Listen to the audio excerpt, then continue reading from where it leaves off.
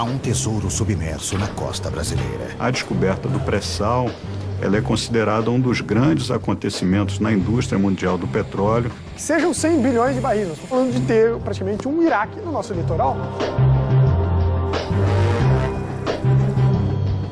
Mas extrair essa riqueza das profundezas é um desafio para poucos. Um mergulho no desconhecido. Com grandes riscos imensos. Um desafio no limite do conhecimento humano. A viagem do homem para descobrir e produzir petróleo no fundo do mar é uma viagem que guarda semelhança com a viagem do homem para explorar o universo. A conquista dessa nova fronteira também traz uma grande ameaça. Não existem atividades imunes a acidentes. Se aconteceu no Golfo do México, pode acontecer em qualquer lugar do mundo. Com tantos riscos, vale a pena explorar essa nova fronteira? Você tem que desafiar aquilo que já existe de forma a construir o novo. E a expressão mágica é por que não?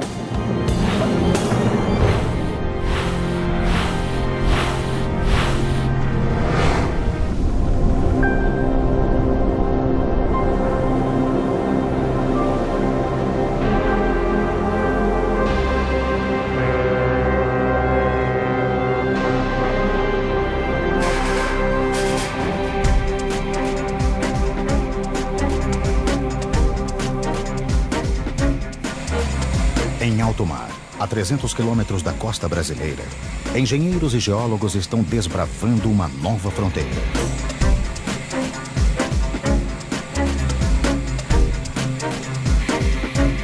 Aqui, a quase 7 mil metros de profundidade, está a maior reserva de petróleo encontrada no planeta nos últimos 10 anos. Uma enorme área com 800 quilômetros de extensão e 200 de largura, que ficou conhecida como Província do Pré-Sal. No auge da crise do petróleo na década de 1970, o Brasil descobriu as primeiras jazidas na Bacia de Campos, litoral do Rio de Janeiro, que representa mais de 80% da produção nacional. Buscando petróleo em águas cada vez mais profundas, as reservas brasileiras chegaram a 15 bilhões de barris.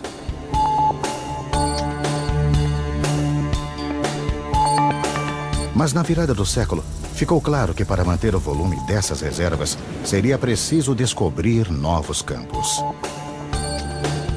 Então esse era o cenário que nós tínhamos naquele momento, tá? De buscar exatamente grandes reservas, com grandes riscos imensos. Os geólogos tinham uma ideia de onde procurar.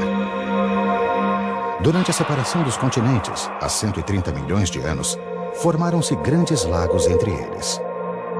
Ali viviam algas, bactérias e outros organismos que, depois de mortos, se depositavam no fundo e deram origem ao petróleo.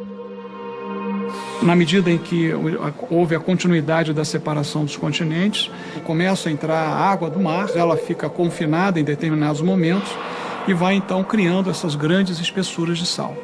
O sal estaria ali funcionando como um grande selo. Então todo o petróleo gerado e migrado na parte inferior desse sal teria enormes dificuldades de ultrapassá-lo.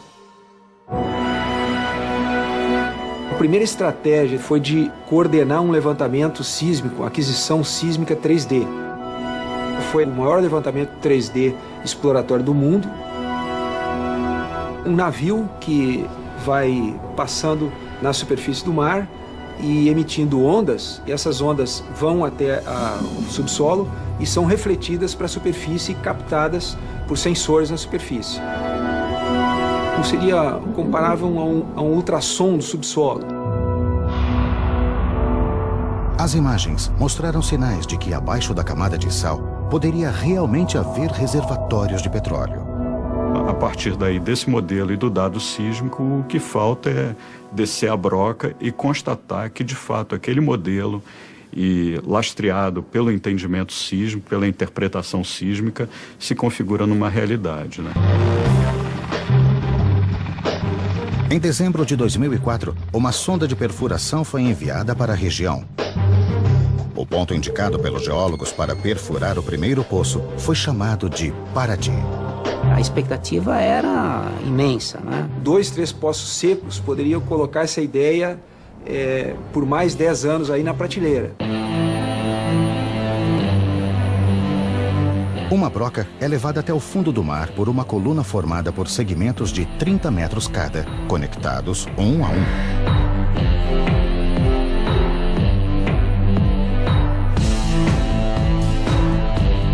Depois de um mergulho de 2.000 metros até o solo marinho, começa a perfuração. A primeira camada de rocha a ser atravessada na região do pré-sal tem aproximadamente outros 2.000 metros. E aí vem o grande desafio: a camada de sal.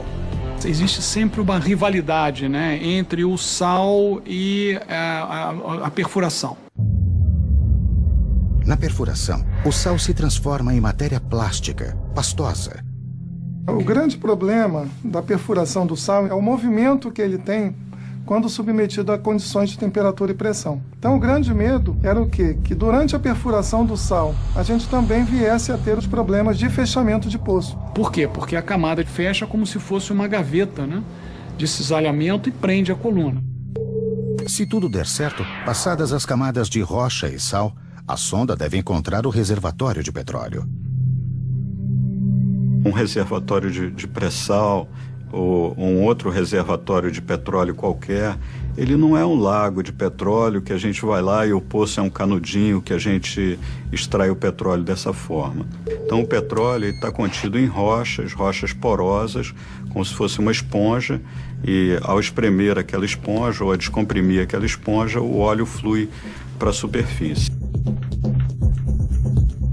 Para evitar que o petróleo flua para a superfície sem controle, o poço é equipado com um sistema de válvulas de contenção, chamado BOP.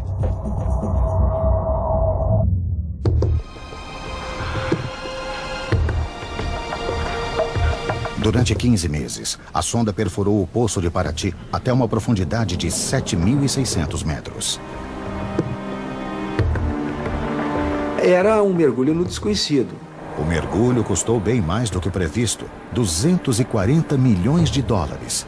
Na época, o poço mais caro da história mundial.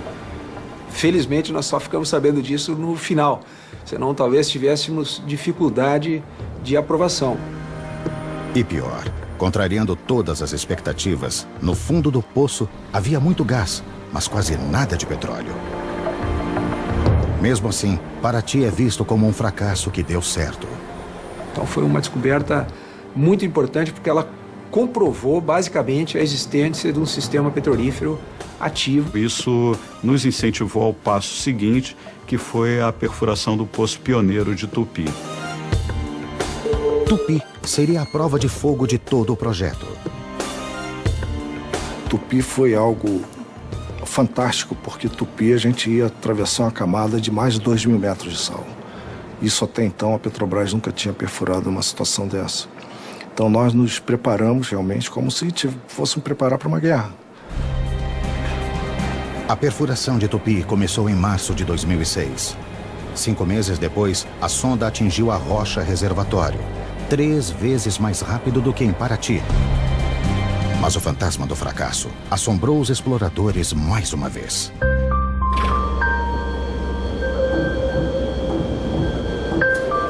O colega Gilberto me telefonou e ele falou: olha, nós já estamos na água e não tem petróleo. E ele falou: poxa, nós temos que ir avante, vamos avante, que não pode, né? Esse reservatório deve estar mais embaixo, vamos insistir.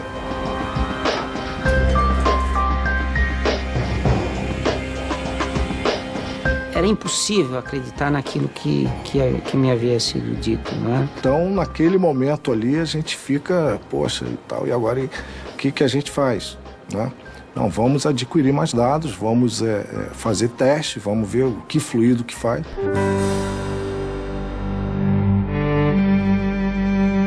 Nós estamos adquirindo dados do poço em tempo real. Ele chega aqui de forma que nós podemos interpretar na hora que chega o reservatório, nas características do reservatório em si. o Gilberto voltou a ligar para mim e disse: olha, Carminati, corremos o outro grupo de perfis e, de fato, estamos constatando ali uma coluna de petróleo interessante, com fluido livre, mobilidade, portanto tinha reservatório, etc. Enfim, o domingo iniciou aquela hora. Nós ficávamos de plantão aguardando esse momento aí e, pô, um momento incrível, né? Os exploradores haviam finalmente encontrado o petróleo. Ao mesmo tempo que você vive isso diariamente, você às vezes para e diz: meu Deus, será que eu estou sonhando? Mas para tornar o petróleo do pré-sal uma realidade, os exploradores ainda precisam percorrer um longo caminho.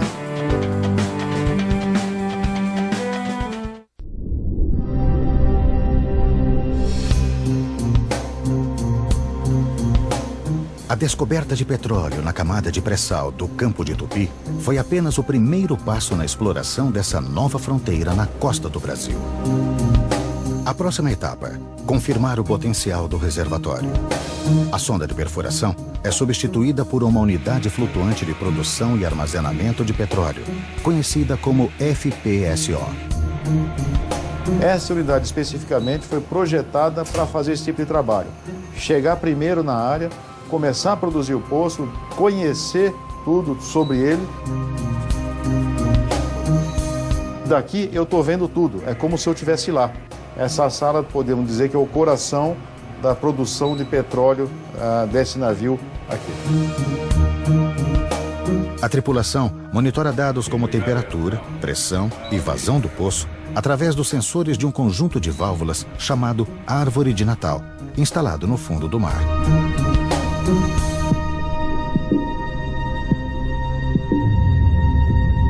É a Árvore de Natal que controla o fluxo de petróleo que sobe pelos risers, dutos que ligam o poço ao navio.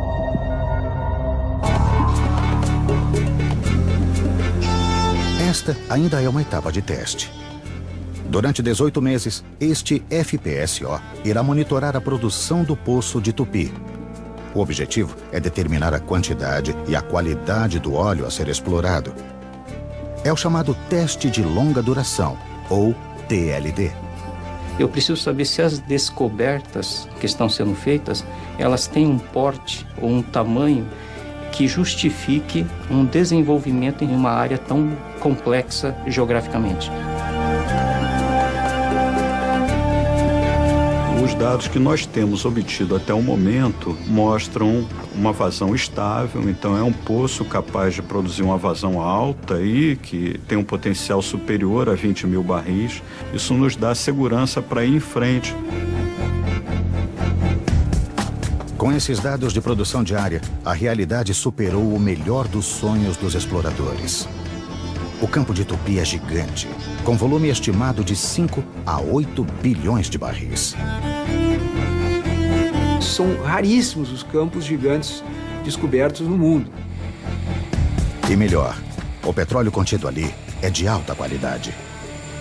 Ele tem uma característica de óleo entre leve e intermediário, em termos de qualidade de petróleo. Quanto mais leve, melhor. E além disso, o petróleo de Tupi tem muito gás em solução. Separado do petróleo, esse gás terá lugar certo no mercado brasileiro, que ainda depende das importações de gás da Bolívia.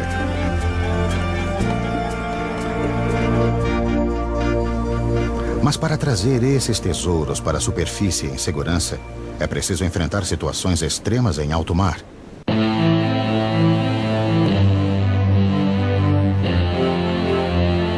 O ambiente marinho é um ambiente hostil, não só pela alta pressão, como pela baixa temperatura e a dificuldade de visibilidade. A unidade de produção ela vai ficar ali por 20, 30 anos. Então, ela também tem que ser dimensionada para suportar esses esforços aí das marés, dos ventos, correntezas e tudo que estiver relacionado.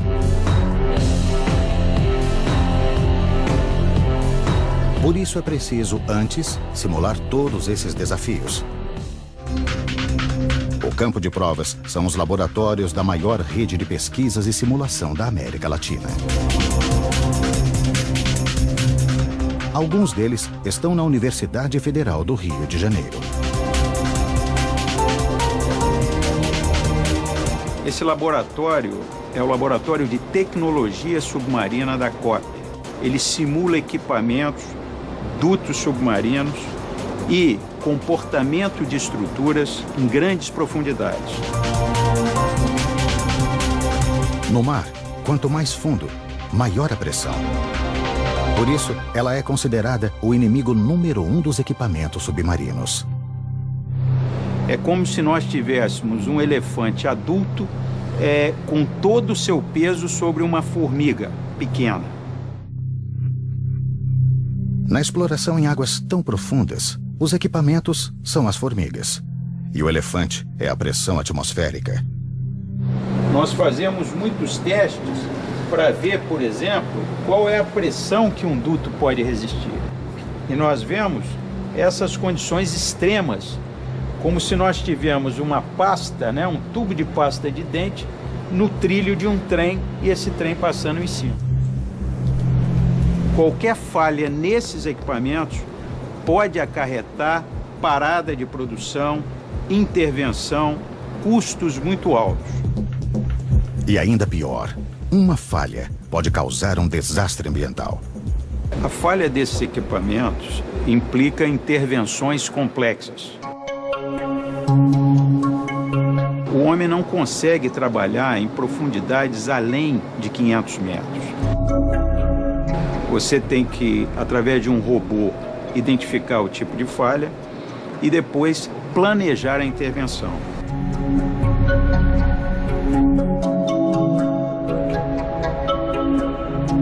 Isso aqui é o ROV, é um veículo operado remotamente que ajuda bastante nas operações no fundo do mar. Então, tudo que vai ser feito lá embaixo precisa ter o acompanhamento pelo ROV.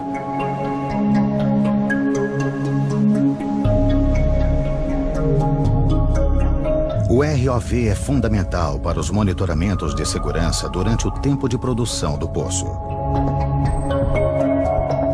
E é este robô que precisa detectar um outro inimigo ainda mais difícil de identificar: a corrosão.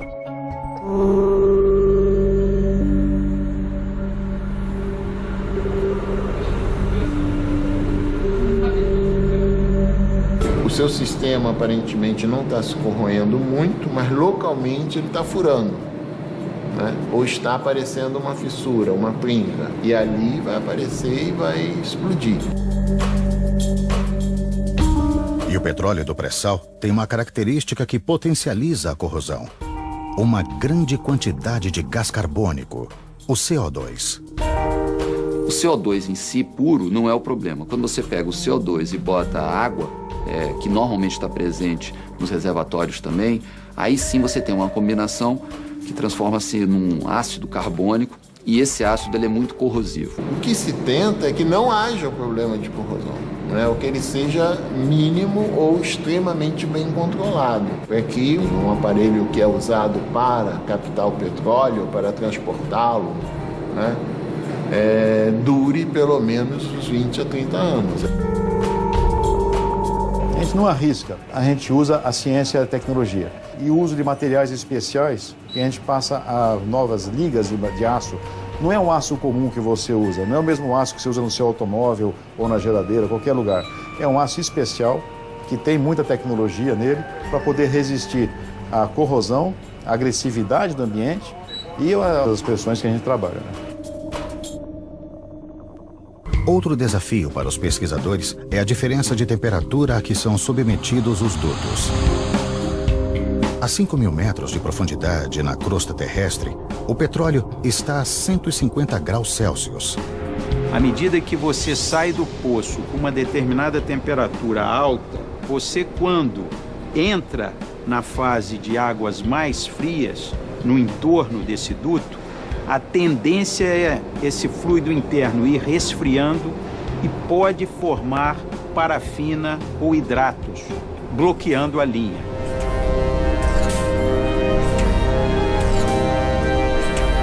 A partir destes testes, os pesquisadores elaboram a receita para a fabricação do melhor duto submarino.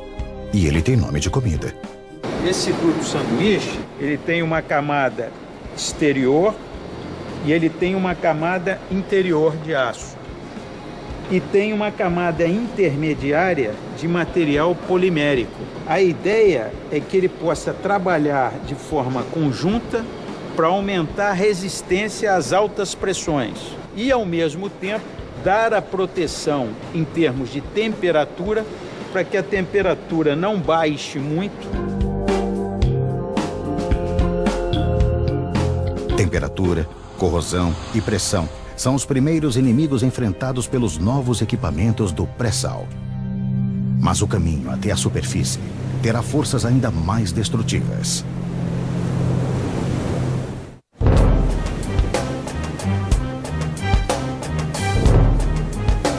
Em alto mar, navios e plataformas conectados a poços de petróleo são castigados incessantemente por ondas, ventos e correnteza. Na exploração do pré-sal não é diferente. A 300 quilômetros da costa brasileira, o ambiente é ainda mais extremo. E o navio que testa o poço pioneiro de Tupi já está sendo submetido a essas forças da natureza. Nós estamos aqui no FPSO, a cidade de São Vicente. É um navio que pode tanto produzir quanto armazenar petróleo. A gente pode armazenar até cerca de 450 mil barris de petróleo e a cada 20 ou 15 dias vem um outro navio para recolher esse petróleo. Ele vem pela popa desse FPSO e temos um mangote especial, que esse mangote é conectado a outro navio e a gente transfere esses 450 mil barris em menos de 24 horas. Mover-se o mínimo possível nessas condições é essencial para a segurança da exploração. Ele está ancorado pela proa. São 7 âncoras de alta capacidade.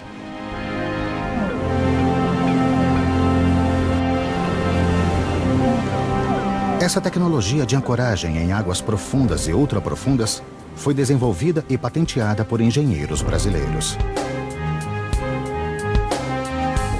O sistema usa barcos de apoio para lançar âncoras no formato de torpedo ao fundo do mar.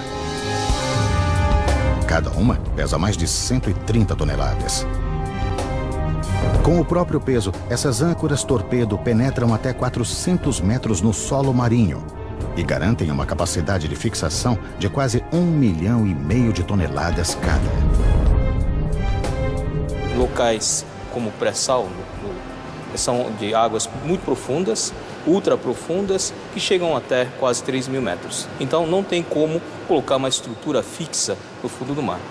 Então nós temos essas plataformas flutuantes, ancoradas, com várias linhas de ancoragem e dutos chamados risers, indo para a plataforma carregando óleo e gás. Mas como testar navios e plataformas enormes antes mesmo de colocá-los no mar? Nós não podemos construir uma plataforma em escala real e colocar para testar. Não é como carro, que tem um protótipo menor que possa testar em loco. Então, nós fazemos um modelo em escala reduzida e testamos no tanque. No tanque de provas numérico da Universidade de São Paulo, os pesquisadores reproduzem os cenários mais extremos e até ondas improváveis.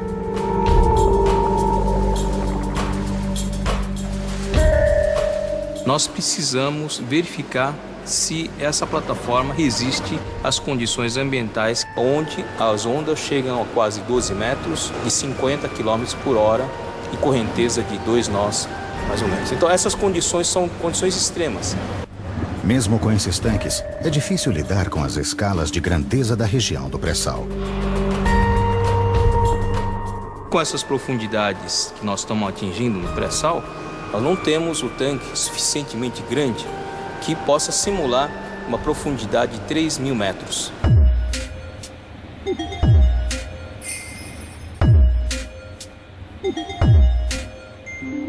No tanque de provas, os pesquisadores geram dados sobre ondas, correntes marinhas e, em alguns casos, até ventos. As esferas flutuantes funcionam como pontos de referência para os sensores instalados em volta do tanque. Esses dados alimentam supercomputadores que criam simulações em que pesquisadores experimentam as condições mais adversas do pré-sal.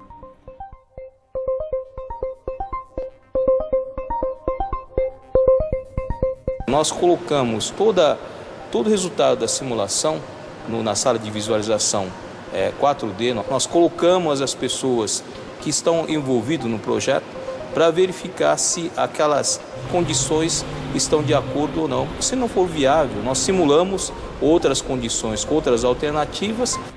No futuro, a própria tripulação dos navios poderá ser treinada nesses simuladores.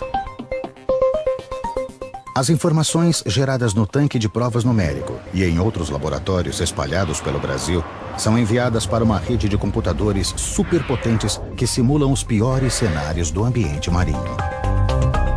O computador nos auxilia a interpretar essa complexidade do mundo real que nos cerca. Você pode considerar os efeitos de uma temperatura, de um aquecimento, o efeito de um ataque químico sobre o material que compõe essa estrutura. Então, você vai tornando o seu problema cada vez mais complicado.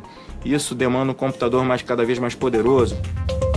Todas as simulações em laboratório e testes em alto mar estão confirmando que é possível desenterrar o tesouro da camada do pré-sal.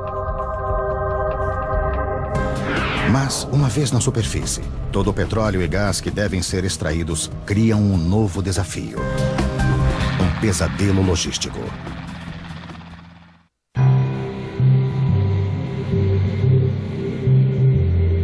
A missão do FPSO Cidade de São Vicente chega ao fim.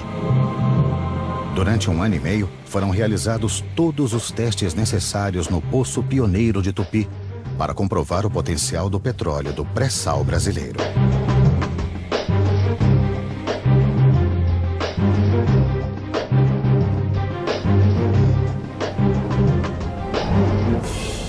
No lugar do Cidade de São Vicente, entra em operação um FPSO maior, o Cidade de Angra dos Reis, com capacidade para produzir 100 mil barris de petróleo e 35 milhões de metros cúbicos de gás por dia.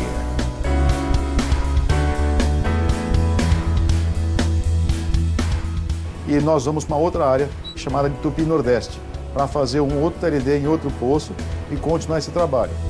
Desde a descoberta de petróleo em Tupi, em 2006, novos poços foram perfurados com sucesso. E todos devem passar pelo TLD, o teste de longa duração, antes de entrar em produção. Entre 2010 e 2016, nós vamos implantar 11 sistemas de produção. É uma estratégia muito ousada, mas que permitirá nós chegarmos em 2017 com uma produção superior a 1 milhão de barris. Apenas 12 anos após a descoberta do pré-sal. Esse volume de produção, num espaço tão curto de tempo, exige uma mudança radical no sistema de logística. Isso nos traz uma oportunidade, por exemplo, de rever toda a logística de transporte de pessoas, equipamentos, materiais da costa para a plataforma. Isso nos dá a oportunidade de rever também toda a logística de transporte dos produtos, do petróleo produzido, do gás natural produzido, do ponto de produção, da plataforma até o litoral. A logística do pré-sal equivale a povoar e abastecer uma cidade. Só que esta é formada por bairros flutuantes, distantes uns dos outros e a 300 quilômetros da costa. Cada unidade de produção é operada por aproximadamente 150 pessoas, em turnos de 15 dias. Para chegar e sair daqui, só de helicóptero. Quando nós começamos aqui, eu não podia carregar mais do que 7 pessoas dentro do helicóptero, porque ele não teria autonomia.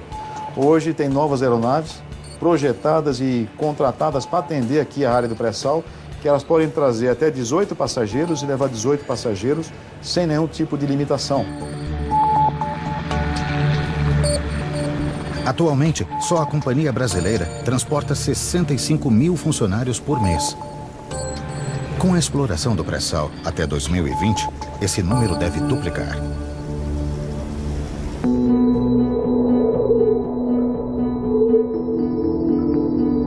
Dirigíveis já são utilizados em algumas situações militares para transporte de grande número de pessoas, em situações complexas. Esses dirigíveis pousariam em terminais flutuantes, posicionados a meio caminho entre o continente e as unidades de produção, para armazenar combustíveis e outros materiais. Os passageiros seriam então transportados em helicópteros menores até as plataformas. Mas ainda há um problema logístico que está tirando o sono dos engenheiros. O que fazer com a grande quantidade de CO2, o gás carbônico, misturado ao óleo e gás do pré-sal? O gás em solução, ele tem algum percentual, no caso de Tupi, uma faixa de 8 a 12% de um contaminante, que é o CO2. O gás carbônico é o principal vilão do efeito estufa, que é apontado por muitos cientistas como responsável pelo aquecimento global. Por isso a preocupação de não liberá-lo para a atmosfera. Existe uma proposta de reinjeção desse CO2 para poder aproveitar esse CO2 para gerar energia no reservatório como um poço injetor. Poços de reinjeção já são utilizados na indústria do petróleo para aumentar a produtividade. A nossa tradição é injetar água do mar para manter a pressão dos reservatórios e garantir níveis altos de produção. Isso é fundamental, ainda mais no ambiente de águas profundas. Se a reinjeção do CO2 der certo, os engenheiros resolverão 2 problemas de uma só vez. Todas as descobertas já confirmadas no pré-sal brasileiro indicam que as reservas devem chegar a 16 bilhões de barris. E isso considerando apenas 25% da província do pré-sal. As previsões mais otimistas são de que ali existam até 120 bilhões de barris de petróleo e gás. Um tesouro que gera grandes perspectivas e também grandes riscos.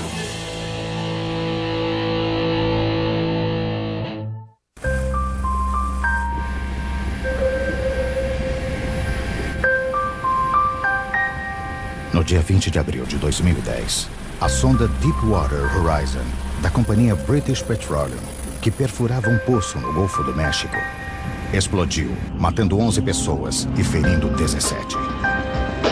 Iniciou-se uma ignição e incêndio. Esse incêndio consumiu a plataforma, essa plataforma afundou e o vazamento continuou absolutamente sem controle.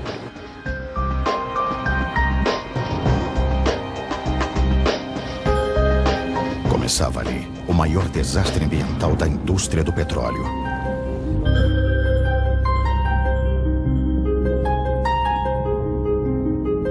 Durante 85 dias, o vazamento lançou no Golfo do México quase 5 milhões de barris de petróleo. O acidente superou o do petroleiro Exxon Valdez, ocorrido no Alasca em 1989.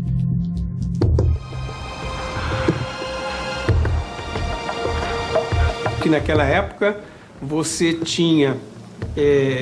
estava em uma região relativamente inóspita, você não tinha internet, não tinha imagem instantânea, quer dizer, e mesmo assim o impacto foi daquela dimensão. Até hoje, 20 anos depois, se fala daquele acidente.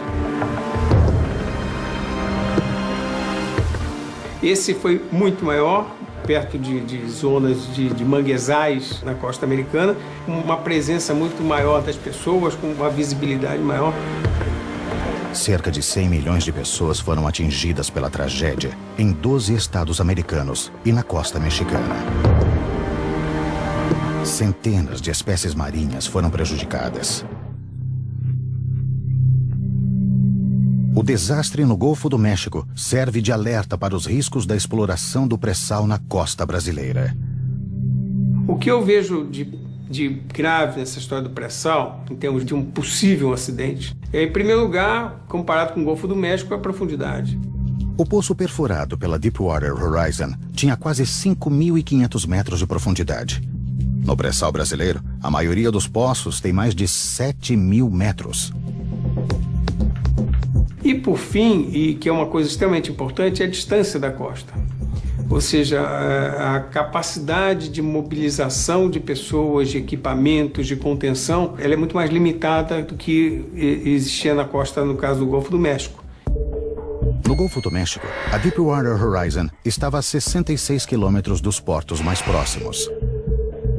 Na costa brasileira, os portos de onde sairia o socorro estão a pelo menos 300 quilômetros das áreas de exploração, quase 5 vezes mais distantes. Em outubro de 2010, investigadores americanos identificaram falhas humanas na gestão da empresa inglesa, principalmente quanto ao aspecto de segurança. São vários equipamentos e procedimentos e falhas humanas que se misturam num grande acidente. Era uma plataforma que já vinha sendo objeto de diversas reclamações quanto à tecnologia, quanto à segurança, quanto à própria segurança do trabalho. O equipamento decisivo nessa prevenção é o equipamento chamado Blowout Preventer, BOP. Ele é responsável por fechar o poço. Esse equipamento falhou. Por mais sofisticados que sejam os sistemas de segurança e por maiores que sejam os cuidados, não existem atividades imunes a acidentes. Mas as causas dessa tragédia são ainda mais complexas. No governo Bush houve um relaxamento absoluto quanto a utilização e aplicação de normas. O capital privado ele precisa ter regras e essas regras têm que ser obedecidas, elas têm que ser fiscalizadas e, se não forem obedecidas, têm que ser severamente punidas. Isso não estava acontecendo. No Brasil, a responsável por fiscalizar o setor é a ANP, Agência Nacional do Petróleo. A ANP, que é o órgão regulador, tem uma estrutura de fiscalização muito mais efetiva, estrita e bem estabelecida, que pode levar a uma probabilidade menor de que haja um acidente, mas que, de qualquer maneira, não são infalíveis.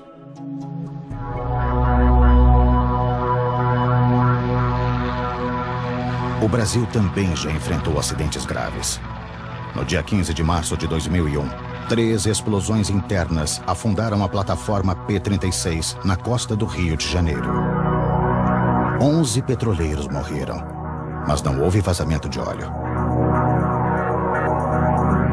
No caso da P-36, foi um acidente onde se ia iniciar uma produção. Já estavam instalados os equipamentos de fundo. E quando a plataforma ficou em risco, esses equipamentos de fundo foram fechados.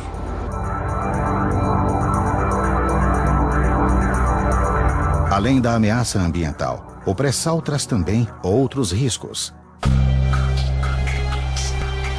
Porque o nosso sucesso pode incomodar as outras grandes potências. Nós estamos falando de ter praticamente um Iraque no nosso litoral. Para ter mais controle sobre o pré-sal, o governo brasileiro quer aumentar a largura de suas águas territoriais. Esse pré-sal brasileiro ele está no limite da zona de exploração econômica da plataforma brasileira. São 200 milhas e esse pré-sal está mais ou menos a 300 quilômetros, quer dizer, nós estamos muito próximos do limite. Porque o Brasil solicitou, por exemplo, a expansão da sua zona econômica exclusiva dentro da área da plataforma continental, que pelas regras da ONU, podem ser até 350 milhas. Nós solicitamos isso para a ONU, para o Comitê de Limites Marítimos da ONU, e, se tudo correr bem, esse território será nosso. Mas quanto maior a largura das águas territoriais brasileiras, maiores são as ameaças. No mínimo, o Brasil vai ter que repensar a sua estratégia de defesa naval. Então, de uma forma ou de outra, a gente tem que estar preparado para defender nossas reservas. Com tantos riscos ambientais e políticos, vale a pena gastar bilhões de dólares na exploração de uma fonte de energia não renovável e altamente poluente?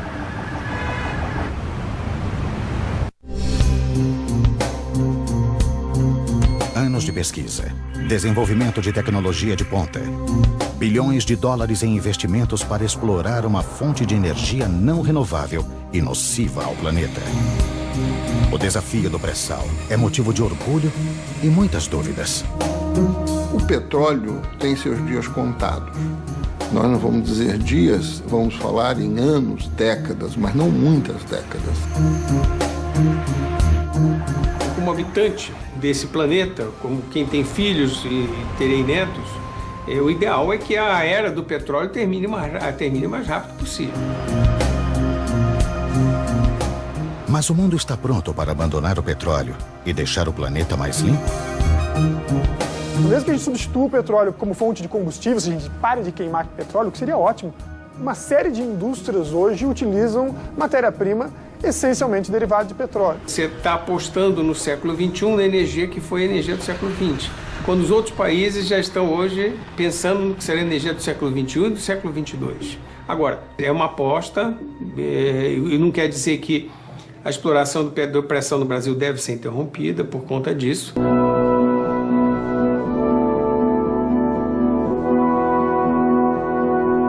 De 2010 a 2020, está previsto a duplicação da produção diária da Petrobras, de 2 milhões para mais de 4 milhões de barris por dia.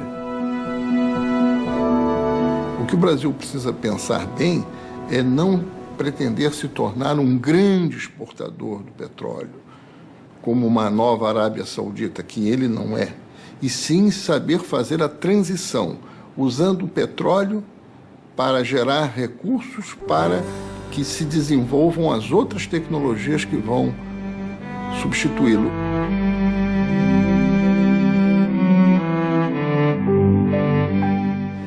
O que mais tem me impressionado é exatamente o efeito multiplicador que a exploração tem. O investimento no pré-sal já sustenta uma corrida tecnológica em várias direções. Com certeza, é um pouco como a corrida espacial, tem um impacto muito grande para outras aplicações, na vida, no cotidiano das pessoas, então não tem a menor dúvida de que isso aí tem um impacto muito grande para outras, na área de materiais, na questão marítima, na questão de exploração de outras formas de energia, em função também do desenvolvimento de equipamentos para pré-sal.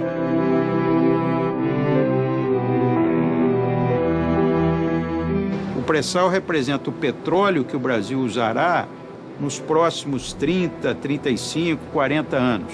Mas não só isso. O legado da tecnologia será muito mais relevante e ela poderá atuar nos diversos campos do saber. Mais que isso, que eu sei, não posso falar.